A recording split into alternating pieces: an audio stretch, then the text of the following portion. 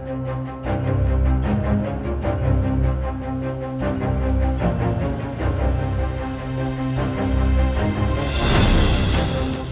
मैं हूं स्वप्निल वर्मा और आप सभी देख रहे हैं TV9 उत्तर प्रदेश उत्तराखंड।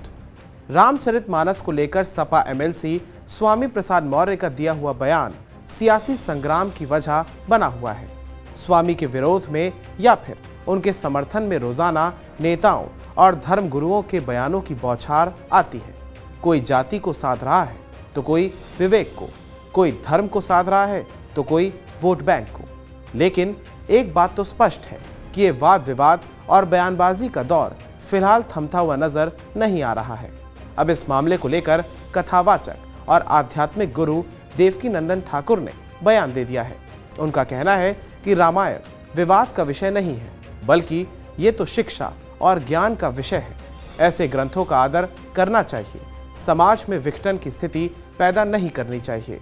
रामायण शिक्षा का विषय है। रामायण एक हम सबको जोड़े रखने का, समाज को अच्छे रामायण सिखाती बेटा कैसा होना चाहिए, बहू कैसी होनी चाहिए, पिता कैसा होना चाहिए, मित्र कैसा होना चाहिए, शत्रु कैसा होना चाहिए। भगवान श्री राम जैसा आदर्श गुण कहाँ मिलेंगे?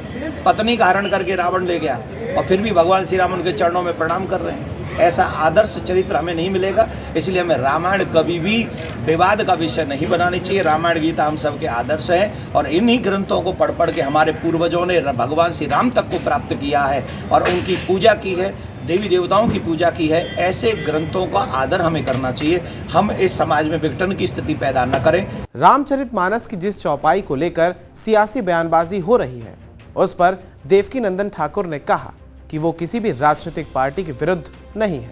सारे सनातनी एक हैं। चौपाई में जिन शब्दों का प्रयोग किया गया है उसे गलत तरीके से प्रस्तुत किया गया है। उसके अर्थ कुछ और है। किस कॉन्टेक्स्ट में ये बात कही गई है उसे भी देखना चाहिए। इसके विरुद्ध नहीं, पार्टी विशेष के विरुद्ध नहीं। मैं ऐसा मानता हूँ कि हम सब सनातनी जो हैं वो सब एक हैं।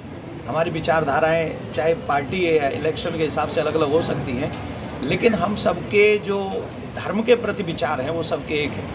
हम लोग गीता को मानते हैं, हम लोग रामायण को बहुत विशेष मानते हैं। सनातनियों के लिए पावन ग्रंथ है गीता और रामायण। लेकिन उसी में एक शब्द कह दिया गया कि ढोल गमार शूद्र पशु नारी।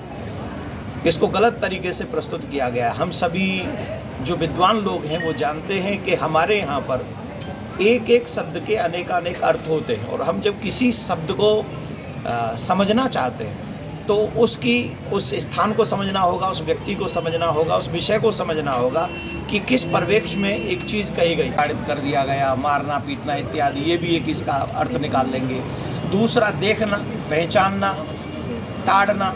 तो ताड़ना का मतलब ये भी होता है मैंने तुझे उसी समय ताड़ लिया था, तू ऐसा है। ये हम सभी जानते हैं कि ये शब्द का अर्थ हम लोग ऐसे भी निकालते हैं। दूसरा शिक्षा देना, शिक्षा देना, ध्यान रखना, उसको संभाल के रखना। हमारे यहाँ कहते हैं तारना। तारने का मतलब ये होता है कि तार दिया, तो उसका भी। लेकिन वहाँ हम सब चीज़ों को ध्यान में रखना होगा, एक एक शब्द को। अब यहाँ पर जब ये चौपाई बोली गई तो लास्ट में एक शब्द आया अधिकारी।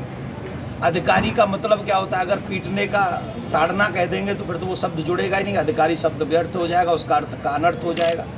तो इसलिए वो अर्थ नहीं निकल सकता। यहाँ पर एक दूसरे को संभालने का मतलब है, यहाँ एक दूसरे को शिक्षा देने का मतलब है, देखभाल करने का मतलब है।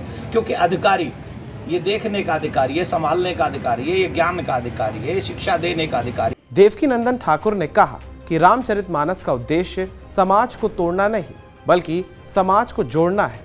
कोई भी व्यक्ति किसी भी कुल में जन्म ले, अगर उसके कर्म श्रेष्ठ हैं तो हर जगह उसका सम्मान होता है। सुनिए इस बारे में क्या कुछ कहा उन्होंने। उसका उद्देश्य क्या है? उसका उद्देश्य समाज को तोड़ना नहीं है, उसका उद्देश्य समाज को जोड़ना है। अगर उसको जोड़ना है तो भगवान श्री राम क्या कहते हैं? भगवान श्री राम ने स्पष्ट कह दिया कि रामई केवल प्रेम प्यारा, जान ले जो जान निहारा। भगवान श्री राम को क्या प्रिय है? भगवान श्री राम को प्रेम प्रिय है। जाति पात कुल धर्म बड़ाई, परिजन कुलजन गुण चतुराई, भगत हीन नर सो हई कैसे, बिनु जल बारिद देखिए जैसे। कितने भी कुल में, बड़े कुल में जन्म ले लेकिन अगर उसमें गुण नहीं है, उसमें सद्गुण नहीं है, उसमें भक्ति नहीं है, तो वो ऐसी है जैसे बिना जल के बादल है।